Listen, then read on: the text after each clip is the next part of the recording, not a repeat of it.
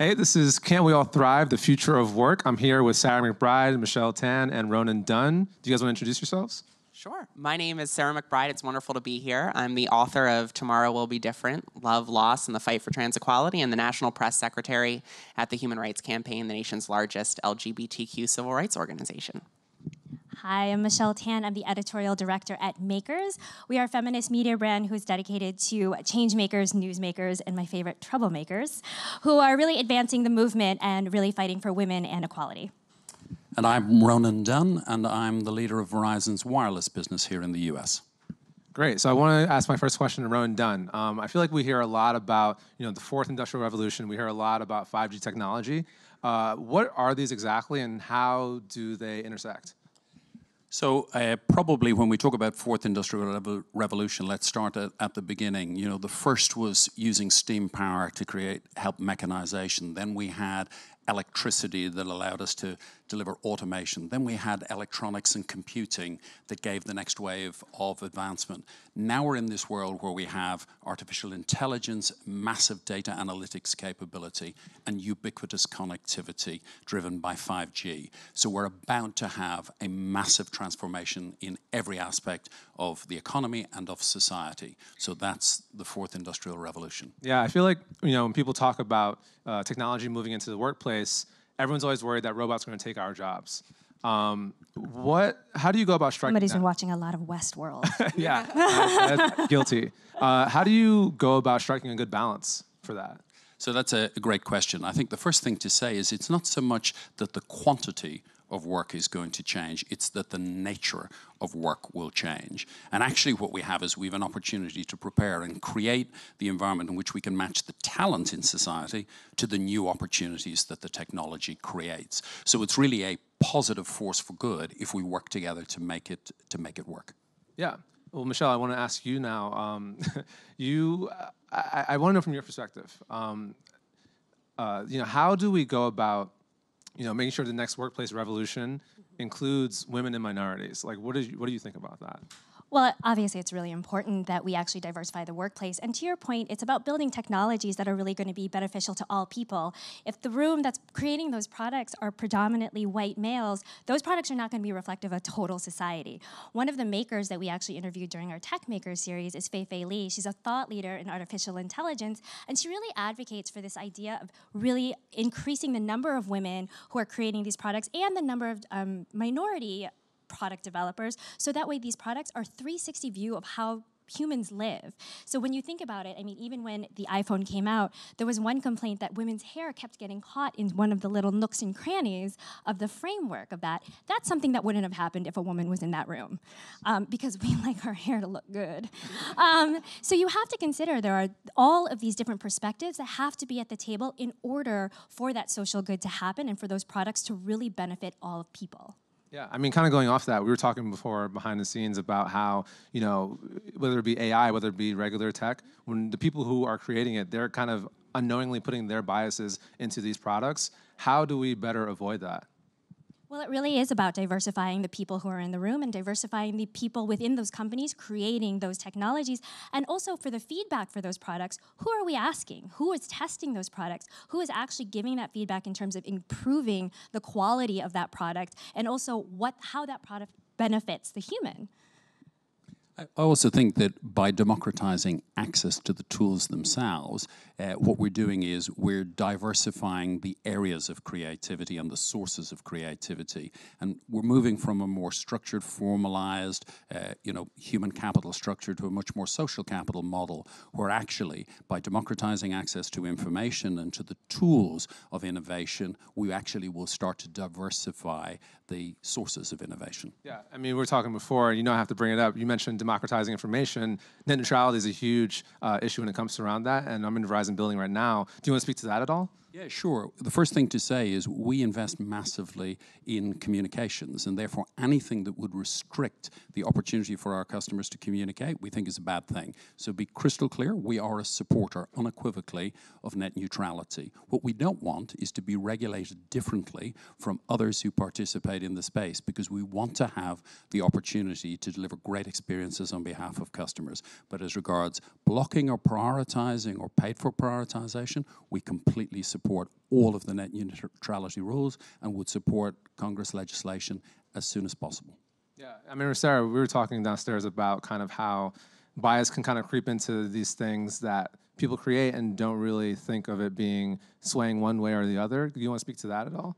Yeah, well, it's a great point, and I think what ends up happening is when you have, as Michelle said, when you have a workplace that is predominantly white men, straight, cisgender men, they're going to create products that serve predominantly white, straight, cisgender people. And I think what is incumbent upon all of our workplaces is to make sure that they're creating more space to recruit and retain diverse talent.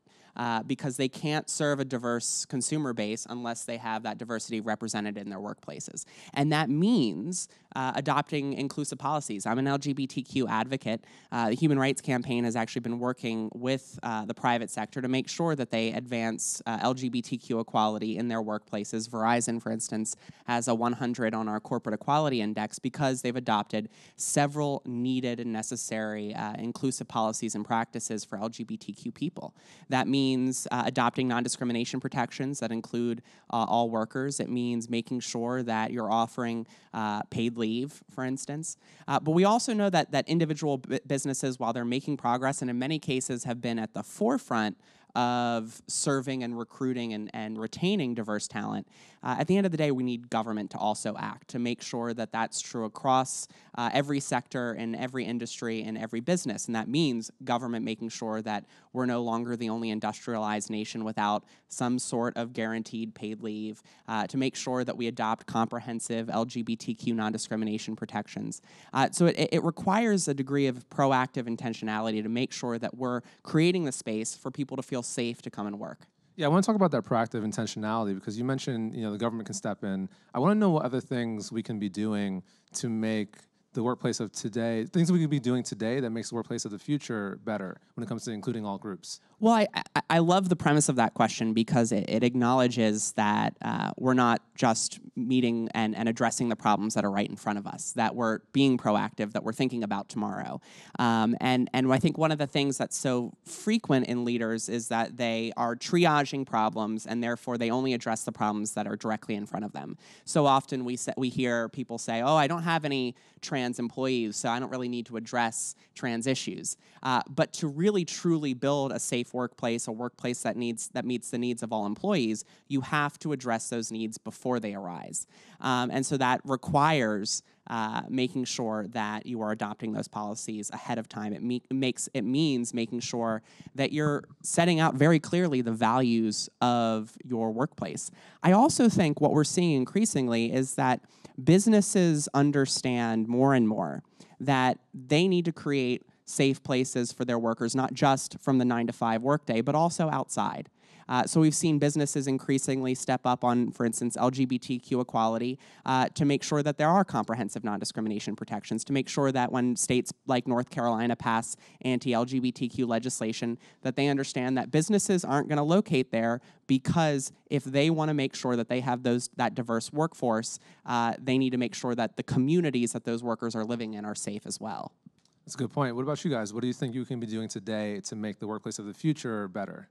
Well, the first thing I would say is that for most companies, most businesses, the scarcest resource is talent. There's a war for talent out there. And for any business to actively exclude itself from having the best and most capable talent means that their business can't succeed. So the combination of a competitive work environment and a competitive talent environment, I think, is an essential ingredient in our society for creating the conditions that says every company to succeed needs to be inclusive. The other thing I would say is that as we use more automation in the workplace, we're taking a lot of the manual, non-creative work out of the workplace, and we're creating much more space for diverse creativity. And that in and of itself, I think, will be a further catalyst for driving a broader set of change inside the workplace. So the harsh reality is, if we're not inclusive in the workplace, we won't exist in a few years' time. It's as simple as that.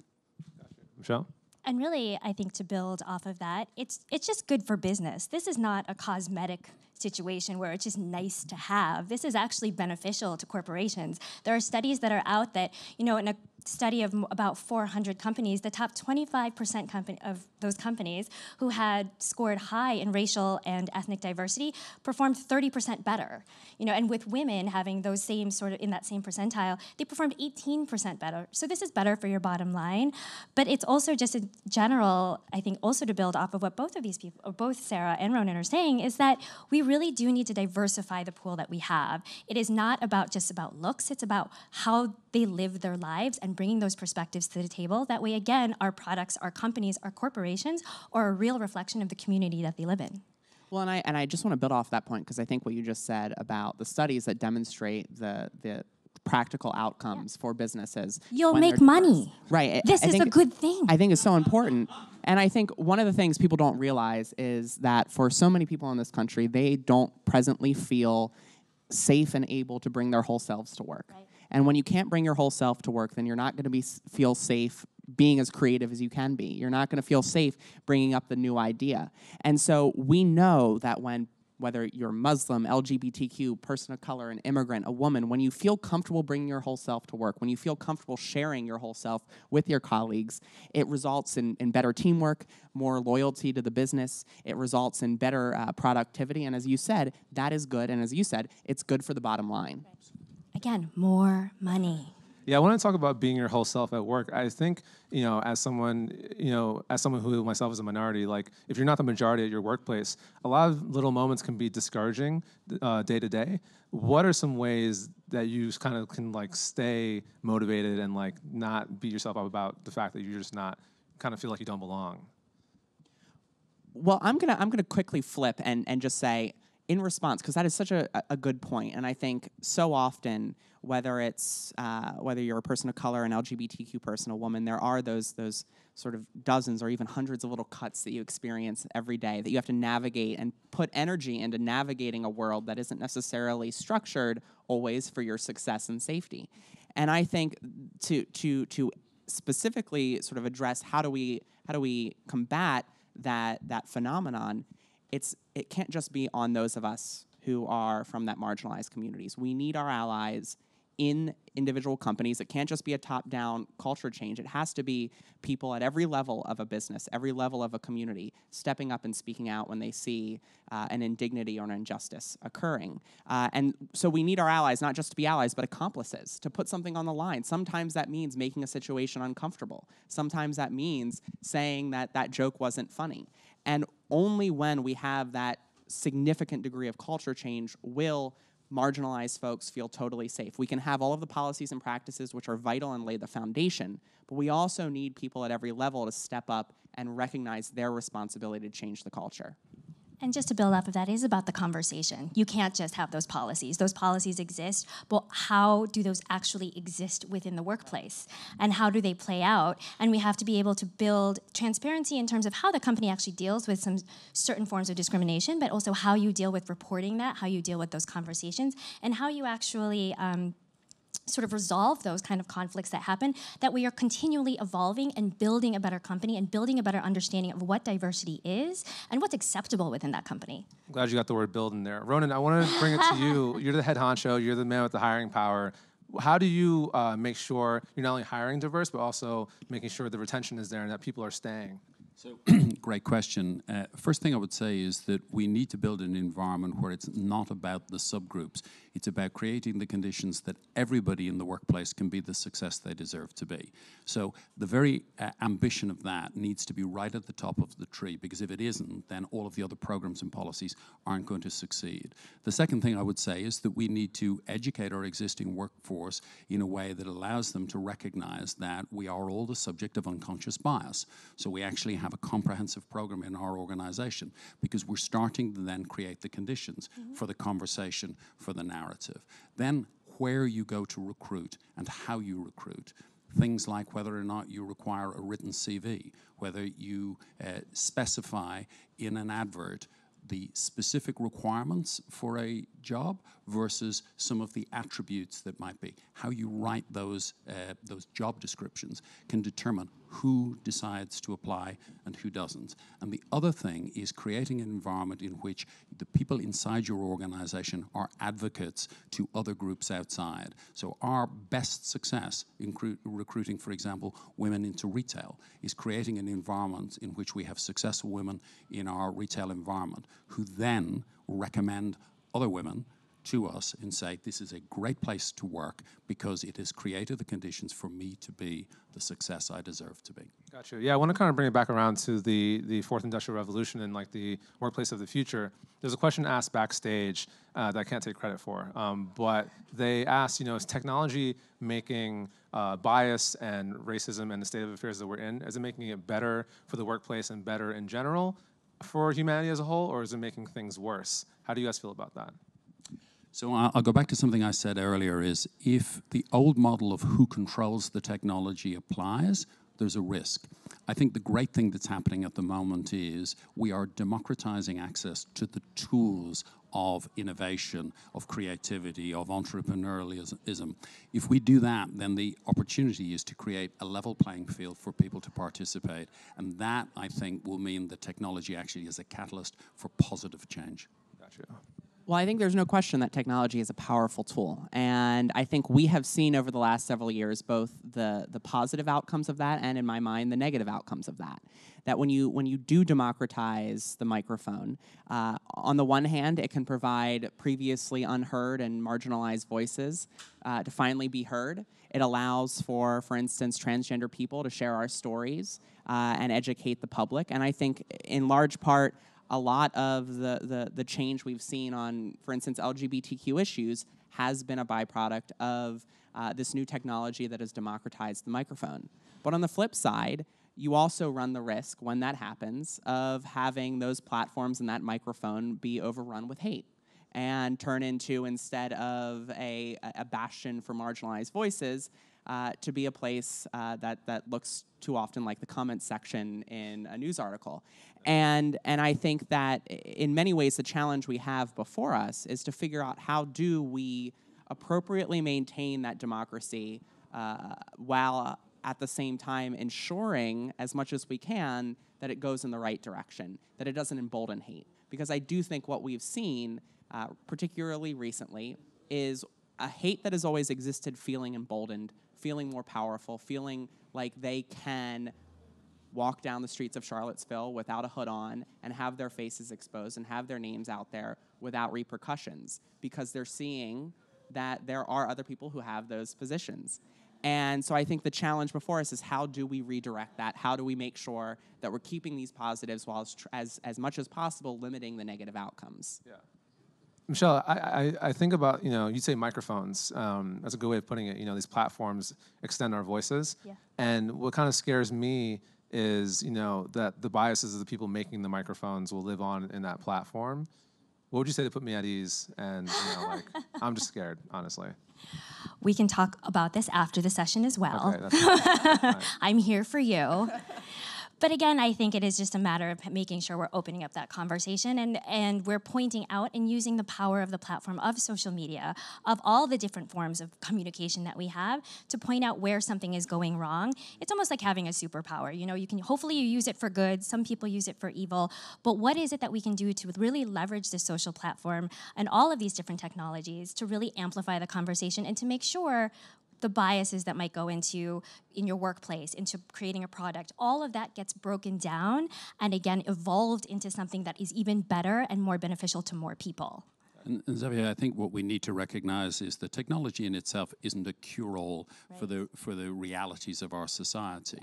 But what we can do, we can use technology and focus it on where we already identify inequality. And a good example of that is the work that Verizon is doing on the digital divide. It's sad to say, but there is a massive divide still in the United States between those who have access to technology in the educational environment and those who don't. So if we're thinking about a society that's moving from an analog to digital bias, we need to make sure that the young talent we have in our society is given every opportunity to be digitally literate at a level that they can not just participate, but they can define the next generation of technologies. And in many schools in the US US today, that is not the reality. So we have to make sure that, as well as recognizing that technology can be a force for good, we have to be very focused and build a coalition between education, civil society, politicians, and business to start to address the inequalities that exist in the structure today, so that technology is not assumed to solve it just by itself. Got you. So for my final question, I kind of just want to go back to the future of the workplace, tech, diversity and inclusion, the fourth industrial revolution. What about, starting with Ronan, what about this stuff excites you and what about this stuff terrifies you? The first thing that excites me is I think there will be more rewarding jobs in our economy going forward than there are even today.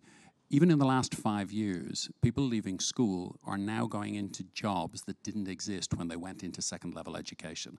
So the pace of change is accelerating, but it's creating more space for creativity. It's creating more space for diversity, and we have a very positive opportunity here to build that coalition that creates a broader distribution of the benefits of this next generation of technology. So I'm absolutely, affirmatively positive about the opportunity. Michelle, what do you think? Nothing makes me happier whenever I go onto any social media platform, and really what I see is a woman using it to amplify her voice, amplify her cause, and what we're seeing are women coming forward who were just hidden figures before and finally getting the credit that they're due. I mean, what we've seen, not only with Me Too taking down all of the sexual harassment claims, but also seeing the rise of Tarana Burke and seeing her hard work being recognized right now. That's what Makers loves to see, and that's what we're excited, is that everybody else is kind of joining us in really raising the voices of these women and really advancing the movement, advancing for equality, and using their voices to do that. That's a good point. I think there are two things that excite me and one thing that terrifies me. The first thing that excites me is that demographics is destiny. And the millennial generation, Generation Z, are going to be successively the most diverse generation this country has seen, and that's going to require more and more workplaces to really grapple with the hard decisions of how to create safe spaces for all kinds of workers. So that excites me. What terrifies and excites me are one and the same, which is that there is a lot of change going on. And with that change, with that revolution, there is a lot of risk. And I think, though the potential for good does outweigh the negative, we are going to see an economy that fundamentally alters the way it looks, probably. And that change either could leave a lot of people behind, or it could allow us to revisit certain structures and the way of doing things that can finally address some of the systemic inequalities that we have in this country. So I think there is, as you said, a lot of opportunity for positive change, positive growth, and a reevaluation of how we've done things and how we can do things moving forward. Great, I think that's it. Anything else you guys want to add, or? Are you feeling better? I feel a lot better. After this conversation? Better, yeah. I can I feel sleep great. tonight. I feel much better. I feel fantastic. I feel great. Okay, That's good. Well, thanks you guys for tuning in, and see you guys soon. Thank you. Thank you so much. Nice, yeah.